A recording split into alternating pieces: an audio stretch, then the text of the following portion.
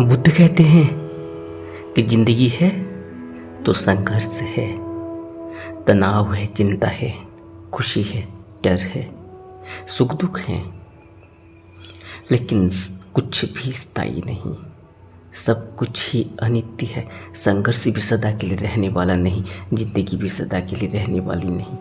तनाव, चिंता, खुशी, दुख, सुख, डर, कुछ भी ऐसा नहीं जो सदा के लिए रहने वाला है। सब कुछ ही अनित्य है। अभी है, पल भर में नहीं हो जाने वाला है।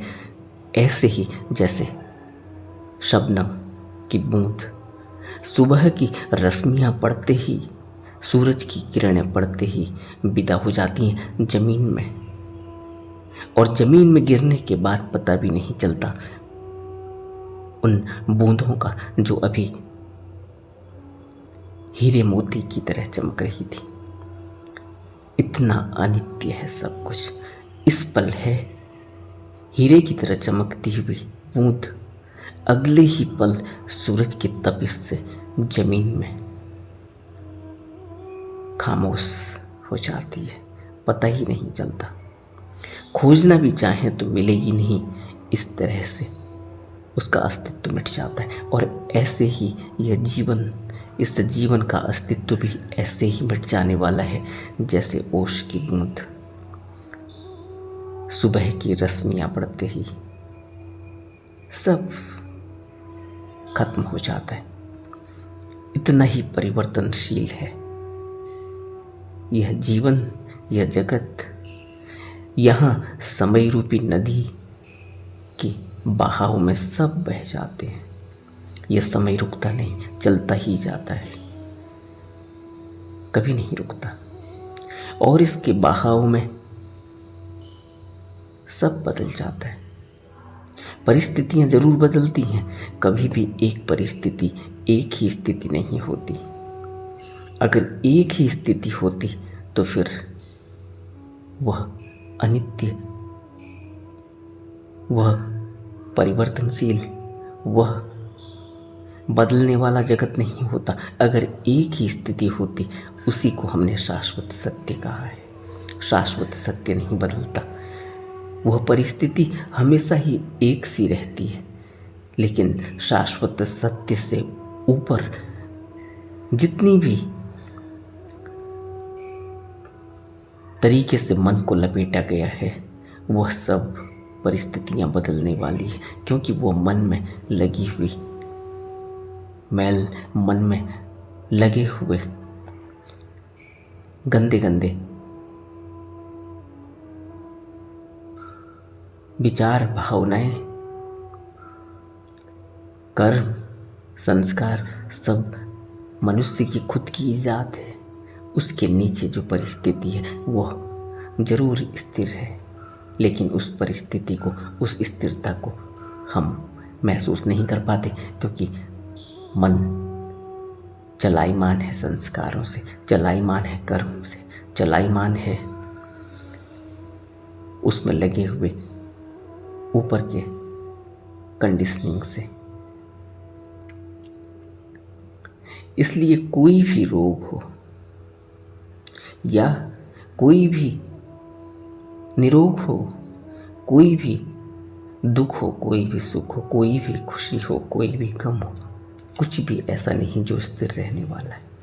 सब कुछ ही बदल जाने वाला है। अभी पल भर की खुशी थोड़ी देर बाद गम में बदल जाने वाली है। अभी पल भर का जीवन जो इतना सुखद, इतना अच्छा दिखाई दे रहा है, पल भर के बाद ही वो दुख में बदल जाने वाला है, मातम में बदल जाने वाला है। पल भर बाद ही उसका पता भी नहीं चलेगा। जीवन इसी तरह से बदलाव है। ऐसा अधिकतर होता है कि जीवन यात्रा में हम कई बार अपने आप को डर से, चिंता से, निराशा से, भय से, रोग से, तनाव से, डिप्रेशन से इस तरह से फंसा देते हैं, ऐसे ही जैसे मकड़ी के जाले की तरह एक ऐसा जाला बुन लेते हैं जिस जाले में हम खुद ही फंस जाते हैं, खुद ही ट्रैप हो जाते हैं। मकड़ी एक घर पाकर, खाली जगह पाकर जाला बुनती है और जाला बुनते बुनते बुनते बुनते वो इतना बड़ा जाला लगा देती है इतनी जल्दी में कोई दूसरा ना आ जाए। और उस जाले को बनाते बनाते ये भूल जाती है कि जाला बनाते बनाते वह निकलने वाला रास्ता ही नहीं बनाया है उसने। और जाले को बनाते बनाते इतना दूर निकल आती है कि वहाँ से फिर वापसी का कोई उपाय नहीं, उसी मकड़ जाल में फंसकर अपना जीवन गंवा देती है, उसकी मृत्यु हो जाती है उस मकड़ जाल के अंदर। इसी तरह का जीवन है एक मनुष्य का। वह जीवन में तृष्णा की दौड़ दौड़ता है, जाले बनाता है, मकड़ी का सा जाला लगाता है तृष्णा की दौड़ में, और उस तृष्णा की दौड़ में दौड़ते दौड़ते उस जाले में इतनी बुरी तरह फंस जाता है कि फिर वहाँ से कोई वापसी नहीं होती और एक दिन वो दम तोड़ देता है। ऐसी हालात में हम इतने परेशान हो जाते हैं कि दिलो दिमाग में हमेशा एक ही बात छाई रहती है। दूर दूर तक भी कहीं भी कोई सूरज की किरण, कोई आशा की किरण नजर नहीं आती। दूर से चींटी की तरह, दूर से एक छोटी सी लगने वाली परेशानी नजदीक आते आते इतना बड़ा रूप ले लेती है विशाल पर्वत की तरह।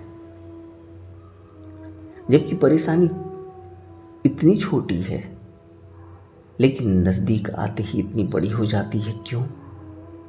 क्योंकि हमारी कमजोरी की वजह से हम मन से इतने कमजोर हो चुके होते हैं कि हमें सब कुछ ही परेशानी, दुख, तनाव, चिंता, डर हमेशा सताते रहता है। सब कुछ हमारा नकारात्मक ही चल रहा होता है। कारण यह नहीं कि वो वैसा है, कारण यह है कि हमारी देखने की दृष्टि ऐसी है। परिस्थितियों को अपने ऊपर हावी हो जाने देने से परिस्थितियाँ फिर ऐसे ही जकड़ लेती हैं जैसे कोई बाज छोटी सी चिड़िया को अपने पंजे में जकड़ लेता है, या ऊपर आकाश में हजारों किलोमीटर ऊपर उड़ती हुई चील जिसकी नज़र ज़मीन पर रहती है, वह चूहे को उठाकर ऐसे ही झपट कर ले जाती है। इसी तरह से हमारा जीवन भी है, वो व्यर्थ ही ऐसे ही झपट लिया जाता है, ऐसे ही बर्बाद हो जाता है, क्योंकि हम समझ ही नहीं पाते उस जीवन को। यही परिस्थिति हमारे पूरे वजूद को हिला डालती है। इतनी हताशा, इतनी निराशा, इतना दुख जीवन में कहाँ से आया? यह हमारी ही इजाद है, यह हमने ही बटोरा है, यह हमने ही इकट्ठा किया है। हम पल भर की खुशी भी इकट्ठी कर सकते थे लेकिन हमने हताशा, निराशा इकट्ठी की। हम सुख भी इकट्ठा कर सकते थे लेकिन हमने दुख इकट्ठा किया। हम तनाव की जगह शांति भी इकट्ठी कर सकते थे लेकिन मन की शांति की जगह हमने तनाव इकट्ठा किया, हमने डिप्रेशन इकट्ठा किया। कारण यह कि मन हमेशा ही कुछ न कुछ मांगता रहता है और उस मांग को हम यह नहीं समझ पाते कि कौन सी मांग उसकी जायज़ है और कौन सी नाजायज़। हम उसकी मांग को हमेशा ही सही ठहराते हुए उसके बताए हुए उसके नक्श कदम पर चलने लगते हैं। और कौन है वो जो हमें उस रास्ते पर चला रहा है? वो हमारे संस्कार ही है, वो हमारे ही द्वारा किया गया कृत्य है, हमारे ही द्वारा किया गया कोई संस्कार, हमारे ही द्वारा सोचा और विचारा गया कदम है। और हमने वो सोच विचार वाला कदम उस तरह का क्यों उठाया? क्योंकि हमने उसको उठाने की पहले से ही इस तरह की ट्रेनिंग की हुई है कि वही कदम उठता है जिसको हमने पहले उठाया होता है। उस कदम को उठाने की सहूलियत हो जाती है, वह कदम दोबारा आसानी से उठ जाता है। इसीलिए पहले कदम उठाते हुए बड़ी सावधानी रखनी होती है। सकारात्मकता से कदम उठाना चाहिए। हालात से मुकाबला करने का साहस हम खो देते हैं, क्योंकि हमारे द्वारा उठाया गया कदम बिना किसी विचार के है, बिना किसी तटस्थ निर्णय के है, बिना किसी लक्ष्य के है, बिना किसी समझदारी के है, बिना यह समझे विचारे कि इसके परिणाम क्या होंगे, बिना परिणाम को ध्यान में रखे हुए। ऐसे ही चूहे की सी दौड़ में दौड़ते हुए हम इस तृष्णा की दौड़ में यह भूल ही जाते हैं कि कौन सी वस्तु हमारे लिए आवश्यक है और कौन सी अनावश्यक।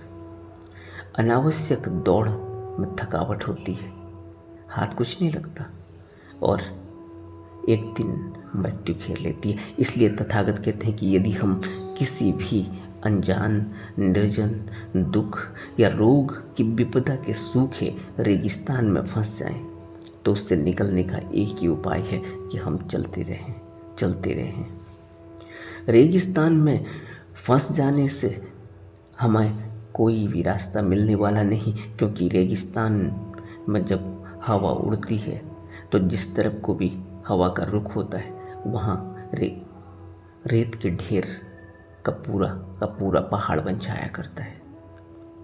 उस रेगिस्तान में फंस जाकर वहीं बैठ जाने वाला मूर्ख व्यक्ति अपनी जान ऐसे ही गंवा देता है, बिना मेहनत किए हुए, बिना प्रयास किए हुए।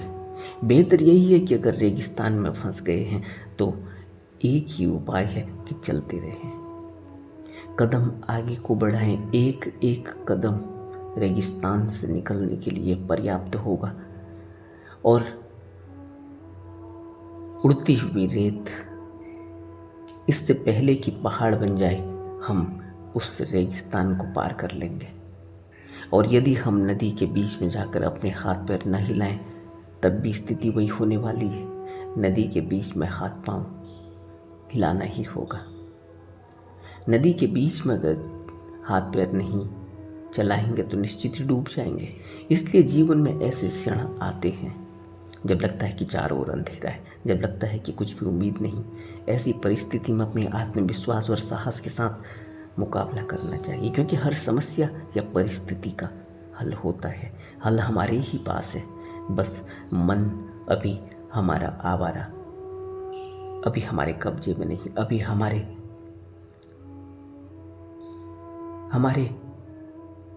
हाथ में नहीं, अभी हमारी तरह उसकी चाल नहीं, अभी जैसा हम चाहते हैं वो वैसा नहीं करता। इसलिए क्योंकि उसकी चाल हमसे तेज हो गई है और उसकी चाल हमने ही तेज की है। आज नहीं तो कल ऐसा होगा जब हर समस्या का, हर परिस्थिति का हल पता लगेगा। दशा बदल जाती है, दिशा बदल जाती है। प्रयास जारी रखना चाहिए, चलते रहना चाहिए। यही चलते रहने को तथागत ने मुक्ति का उपाय बताया। चलते रहने से, सही दिशा में चलते रहने से, चलने की गति के बजाय दिशा महत्वपूर्ण है। अगर हम बिना दिशा के तेज गति से चलते हों तब भी हम कहीं पहुंचने वाले नहीं, क्योंकि तेज गति इतनी महत्वपूर्ण नहीं, दिशा ज़्यादा महत्वपूर्ण है। अगर गलत दिशा में तेज गति से भी चले तब भी कोई हल मिलने वाला नहीं। गलत दिशा मृत्यु की ओर ही ले जाने वाली है। मृत्यु भवलोक में फंसने का कारण होती है।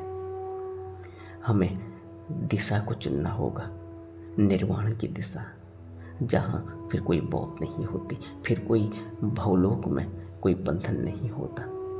इसलिए हमें दिशा चुननी है, निर्वाण की, समाधि की, स्मृति की। नमो बुद्धाय।